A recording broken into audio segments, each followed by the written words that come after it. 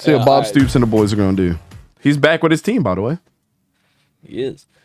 So, as mentioned, head coach for the Arlington Renegades is Bob Stoops. Before I get into a little bit about him, I wanted to go through some of the other assistant coaches. So, for co-offensive coordinator, you have Jonathan Hayes. Previously served as tight end coach for the Cincinnati Bengals.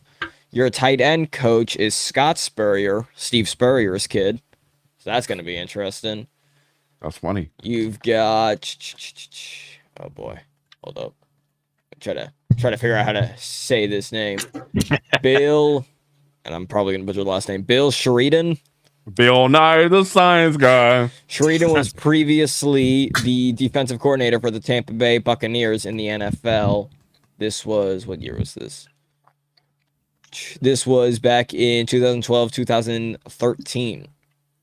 So you've got some NFL experience, but the main guy, obviously, is going to be Bob Stoops. So something to note about Bob Stoops, early on in his career, he was an assistant coach for Iowa. Then in 1988, joined Kansas State University. 1991 got promoted in 1995.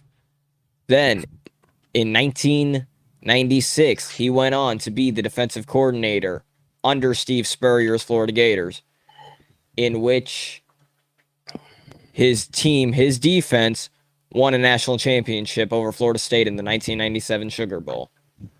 After this, he then went on to go to the University of Oklahoma in 1999 and is the longest head coach that Oklahoma has had.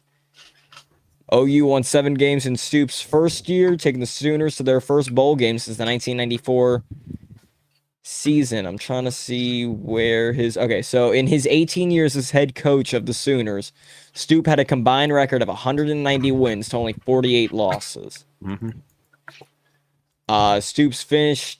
Stoops' team finished the season ranked in the top 10 of the polls for 11 of his 18 seasons, 7 times finishing in the top 5. Wanted to point out a couple of other stuff. He moved on to Arlington. So, for his coaching career, 1983 to 84, he was in Iowa. 1983 to 87, he was in Iowa. 1988 to 95, Kansas State. 96 to 98, he was Florida as the defensive coordinator. 1999 to 2016, Oklahoma. In 2020, he was the head coach for the Dallas Renegades. Then, when the whole Lincoln Riley thing happened, he went back to go be the interim head coach at Oklahoma. And then now he's back with the Arlington Renegades. Some accomplishments. He has 1 national championship, 10 Big 12 championships, 8 Big 12 South Division championships. He's won the Walter Camp Coach of the Year twice, the Paul Bear Bryant Award, the Home Depot Coach of the Year Award, AP Coach of the Year. This man hyping up his coach. Big 12 He ain't better than Wade. Just a bit. He ain't better than Wade, though. Bobby Dodd Coach of the Year Award in 2003. Disney's Wide World of Sports Spirit Award in 2014. I don't know what that is, but it seems interesting. And he's in the College Football Hall of Fame, inducted in 2021. Okay. Can we just acknowledge he's hyping him up like one of the players we were hyping up? Like the players we hype out? Like, is that your player there, Sora? No, it's not his just player. my coach. Respect my coach. Respect You understand? This is Bob Stoops. Hey, I the respect coach. Bob Stoops. I ain't got no problem with Bob Stoops. I do too, but I just find it funny. Bob Stoops We is a great Florida coach. State used to call him Daddy, bro. He used to come in there and beat us up, bro. Mm-hmm. We used to schedule him every year for no reason. I'm like, why? We're gonna lose. Go ahead. This man had Jason White as his quarterback. He had this man win the Heisman, and he did nothing. So one of the two characters that I wanted to bring up, starting off with... Did you say 2 characters? I don't know why I said 2 characters. The 2 players... Disney. Yeah, it was the Disney. Hold up. Before we get into this, get into your defensive player first. Oh my goodness. What, Crevion This LeBlanc? this man rolls for the home team anytime he gets a chance, bro. If it ain't a Florida I player, saw- it's a damn Eagles player. I saw Crevion LeBlanc, and I was like, "Oh, he's really? That's interesting." You know what they used to call them, man? They call them straps. I know. We're gonna I'll bring that up. Literally, I was about to go with Shakur Brown, and then I saw Crevion LeBlanc, and I was like, "Hold up, he's playing for Arlington now." Hey, Sora, remember when we used to do the little face mask thing around like every interception we had in 2018? Correct, That was yes. because of Cravon. I know. All right, so to start off with the quarterback, we have Drew Plitt. He played college over at Ball State. Say it again. Drew Plitt. I threw my man's rhythm all off. I said, say it again. Well, I didn't know what you were. I didn't know which part you were talking about. Hey, I was a Drew Plitt fan, man. I'm mad that y'all got him, but go ahead. I didn't know what you were. Anyways, started off small year. His two big years were his senior year in 2020, with his COVID year, and then his fifth year in 2021. So in 2022, played in 8 games, completed 164 passes, had a 65.6 completion rating, 2,164 yards, averaging about 8.7. He threw for 17 touchdowns and only 6 interceptions. In rushing, he had 80 attempts, not much in rushing, average 0.6 yards, but had about 4 touchdowns.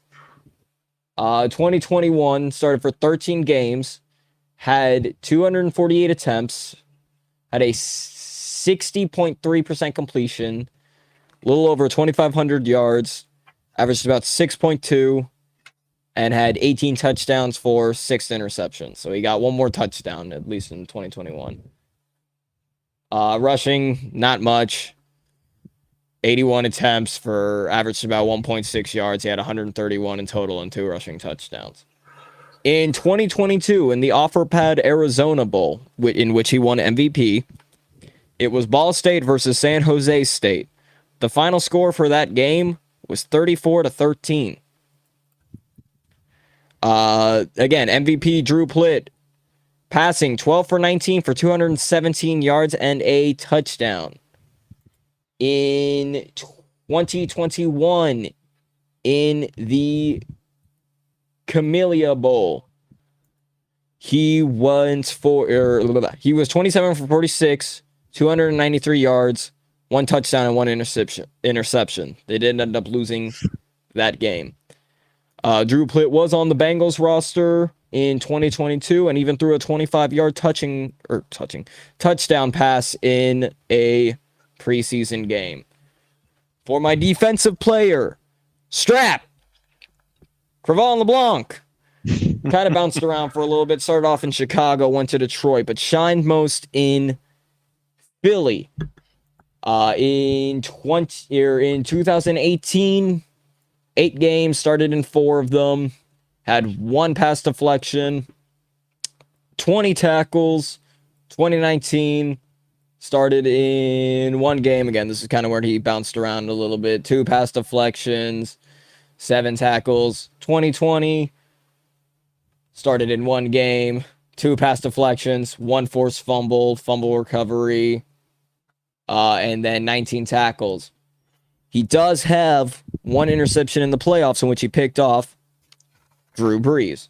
Mm-hmm. Looking at the... Hold up, I lost it. All right, so in 2018... But what is he good at? He's primarily just slot. Yeah. And that's just what he is. He's just primarily slot. And if you would give me a second, I am about to go into... Hold up, I need to enhance this. I can't see. All right, there we go.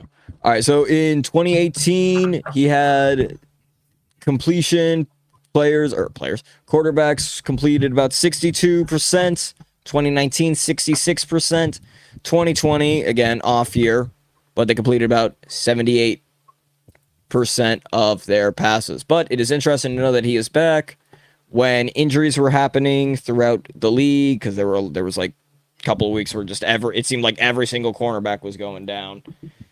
This man was ready to be signed. He didn't, but now he's back in Arlington, can still play in the NFL, and is looking to get a second shot.